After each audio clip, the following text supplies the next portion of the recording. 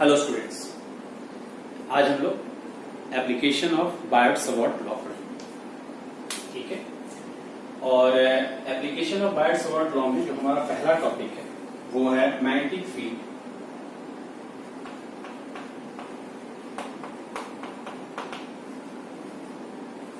Due to a long straight current carrying conductor। यहां पे ये जो long straight current carrying conductor है, यहां पे ध्यान दीजिए, ये फाइनाइट लेंथ का है। ठीक है, ये आपको ध्यान रखना है। तो स्टार्ट करते हैं। एक कंडक्टर ले लेते हैं। ठीक है, let the conductor be of finite length X Y. एक पॉइंट P कंसिडर कर लेते हैं यहां, जिसकी परपेंडिकुलर डिस्टेंस जो है वायर्स यानी करंट कैरिंग कंडक्टर्स वो है A। Current flowing in the conductor that is I। ठीक है, अब जाहिर सी बात है, कंडक्टर में करंट ऊपर की तरफ है, पॉइंट P इधर है राइट की तरफ, तो जो मैग्नेटिक फील्ड का जो डायरेक्शन होगा that will be into the plane. ठीक है, जो एंड पॉइंट्स हैं कंडक्टर के, they are subtending some angle, और ये एक एंगल सबटेंड कर रहा है। Let this angle be phi 1, और ये एक एंगल सबटेंड कर रहा है। Let this angle be phi 2। इस पॉइंट को हम ले लेते हैं। अब इस पूरे कंडक्टर की वजह से इस पॉइंट P पे हमें मैग्नेटिक फील्ड निकालना है, मैग्नेटिक फील्ड का स्ट्रेंथ निकालना है, मैग्नीट्यूड निकालना है। ध्यान से आप देखिए, इसको निकालने के लिए हम क्या करेंगे, एक छोटा सा एलिमेंट ले लेंगे dl, और ये dl जो है इस पॉइंट Q से L दूरी पे,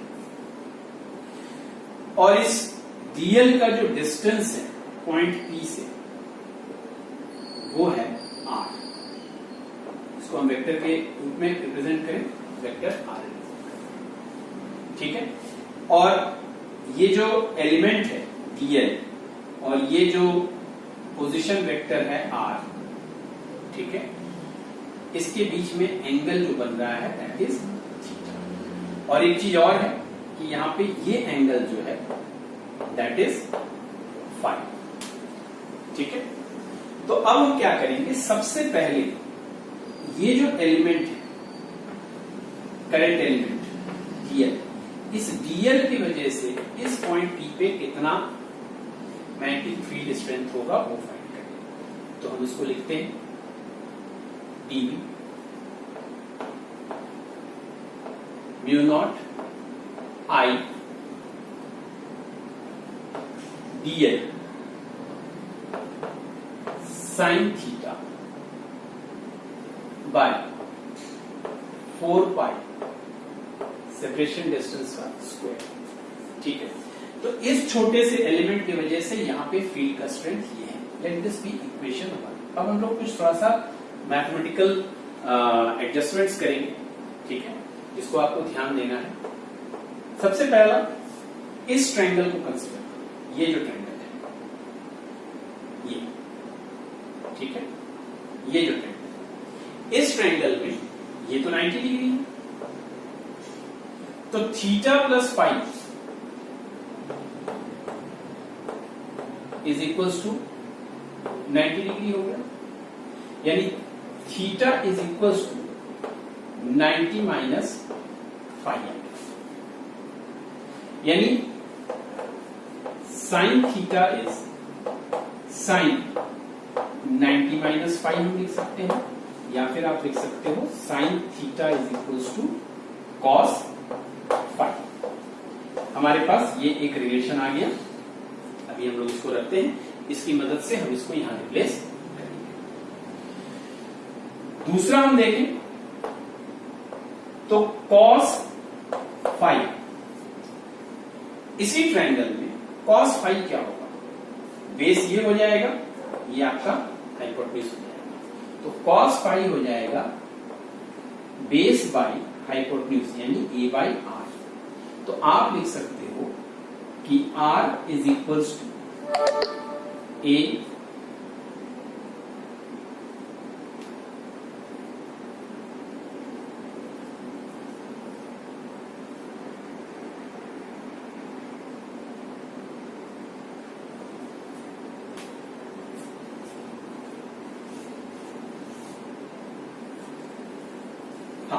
तो आप लिख सकते हो R is equals to a by cos five, या फिर आप लिख सकते हैं ए सेक फाइव। ये हमारा दूसरा रिलेशन हो गया। ठीक है, अब हमारे पास तीसरा रिलेशन है tan फाइव। tan फाइव जो है किसी ट्रायंगल में परपेंडिकुलर अपॉन बेस यानी L बाई ए।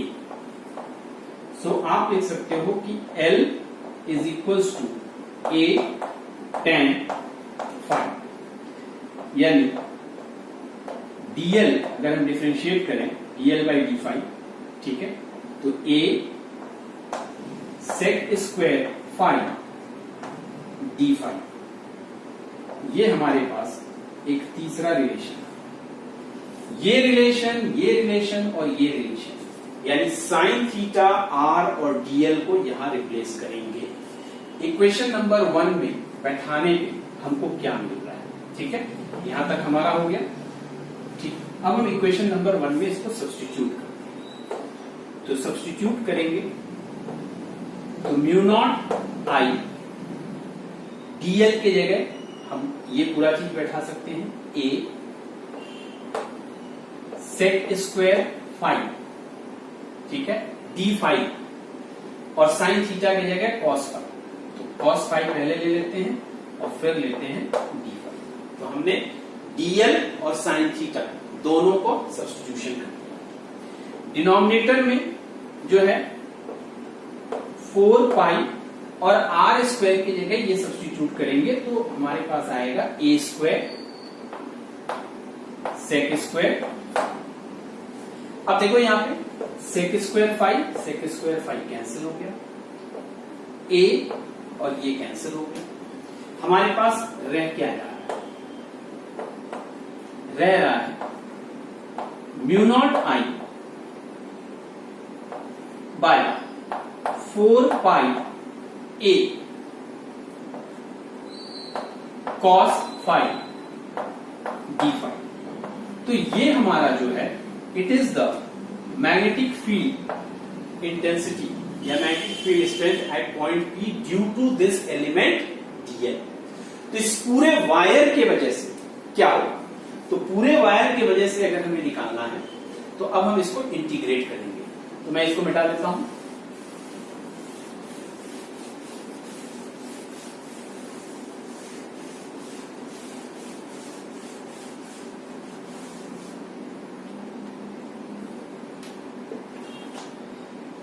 या कॉपी करता हूं, क्या है DP mu naught I by 4 pi A integration cos five D five. ये जो है डीबी ना लिखे हम, पूरा बी लिखे। B is the magnetic field strength at point B due to this wire X Y, ठीक है। और लिमिट क्या हो जाएगा, लिमिट हो जाएगा -φ1 से +φ2। यहां पे माइनस और प्लस हमने किस बेसिस पे लिया है, करंट के डायरेक्शन में जो एंगल है उसको हम प्लस ले रहे हैं और करंट के ऑपोजिट जो डायरेक्शन में है उसको हम माइनस ले रहे हैं। अब इसको हम लोग सॉल्व कर लेते हैं।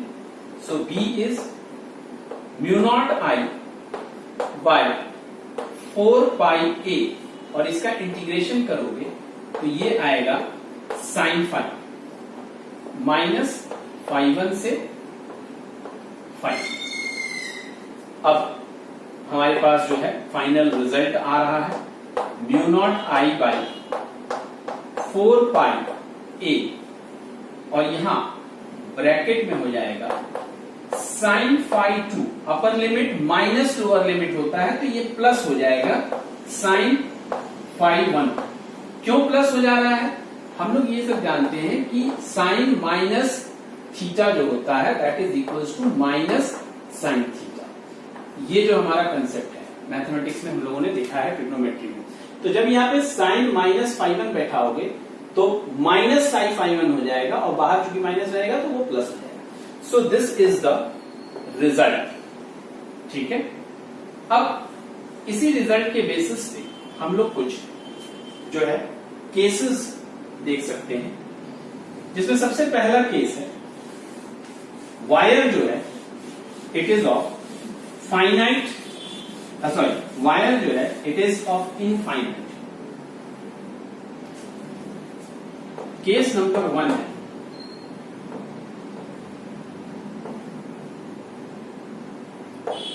Conductor is infinite.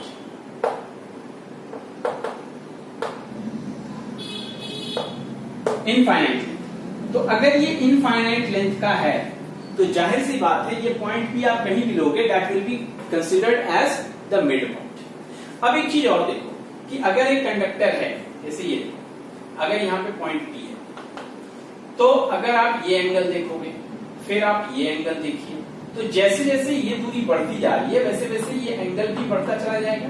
तो ये अगर इनफाइनाइट लेंथ है तो ये बढ़ते बढ़ते बढ़ते बढ़ते क्या हम अज्यूम कर सकते हैं कि ये एकदम स्ट्रेट हो जाएगा, that means it will become 90 degree, और दोनों ही तरफ 90 डिग्री होगा। तो इस केस में phi 1 will be equal to phi 2 and that will be equal to 90 या पाई बाई 2। ठीक है, और इस वैल्यू को जब आप इसमें बैठाओगे तो फिर आपको b क्या मिलेगा, mu naught I by 4 pi a into 2, sine 90 1 plus sine 90 1 plus 1 2 हो गया।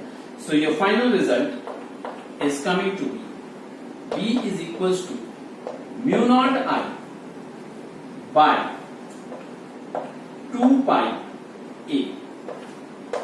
ठीक है, ये हो जाएगा इस केस में।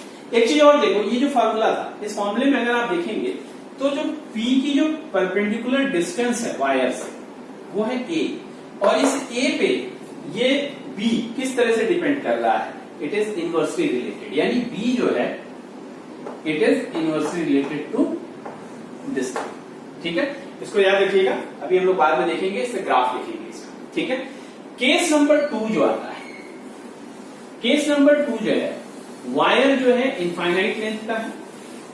ठीक है, लेकिन जो पॉइंट P है वो बीचों बीच ना होके किसी एक एंड पे है। ठीक है, wire is of infinite length. Case number 2 ले लेते हैं, कंडक्टर और wire is of infinite length and P lies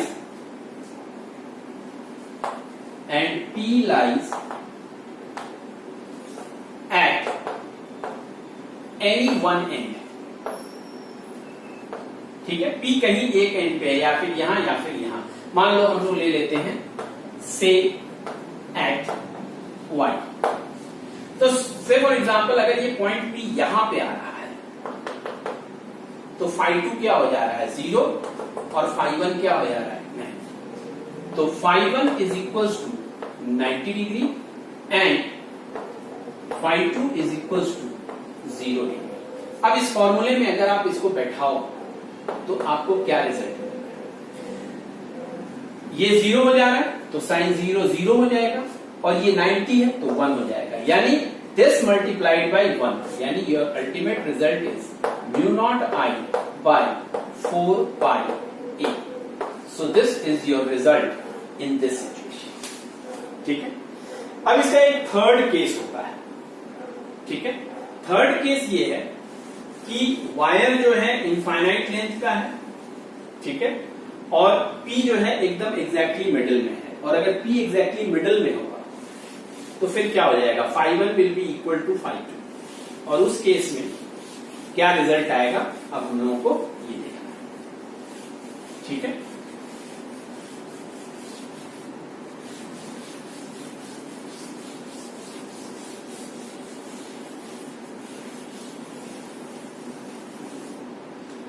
okay, ये एक फाइनाइट लेंथ का ले लेते हैं, let the length be L, और P जो है एकदम इसके परपेंडिकुलर बाइसेक्टर पे P है यहां at a distance of A। तो परपेंडिकुलर बाइसेक्टर पे है तो इसका मतलब क्या हो जाएगा, ये हो जाएगा L/2। ठीक है, ओके, और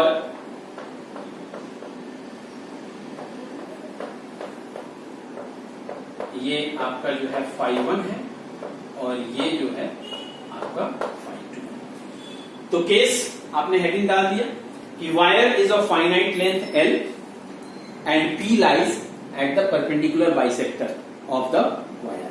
ठीक है, ये आपका हेडिंग हो गया।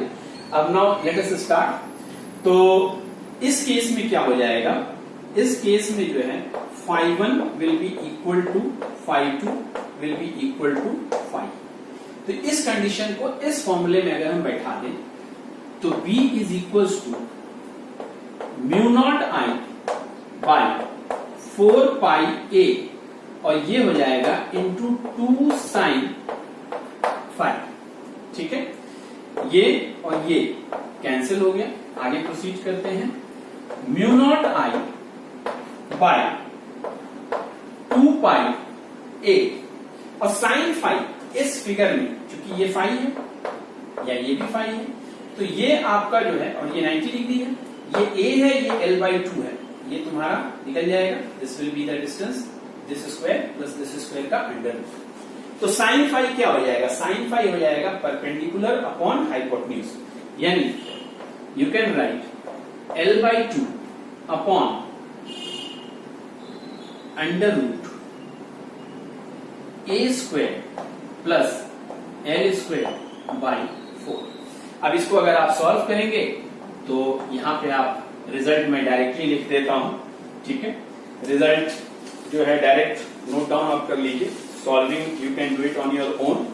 ठीक है, वो क्या है, μ0I L upon 2πA under root 4A square plus L square. So this is the final result in this case। ठीक है, अब रहा सवाल इसका ग्राफ का। तो ग्राफ के बारे में थोड़ी देर पहले मैंने आपको बताया था, B कैसे डिस्टेंस पे डिपेंड कर रहा है, 1/A। तो फिर इसका ग्राफ कैसे बनेगा बच्चों, ध्यान से देखिए। ठीक है, इधर हम डिस्टेंस A प्लॉट कर रहे हैं, इधर मैग्नेटिक फील्ड को प्लॉट कर रहे हैं, इनवर्स रिलेटेड है, it will go like this. तो ग्राफ आपको याद रखना है अगर आपसे पूछ दिया जाए। तो ये हमारा जो है एप्लीकेशन था, जिसमें पहला एप्लीकेशन हमने देखा। अब हम लोग जो है दूसरा एप्लीकेशन देखें। ठीक है, दूसरा एप्लीकेशन आप लोग हेडिंग डाल सकते हो, magnetic field at the centre of, magnetic field at the centre of circular loop, magnetic field at the center of circular loop,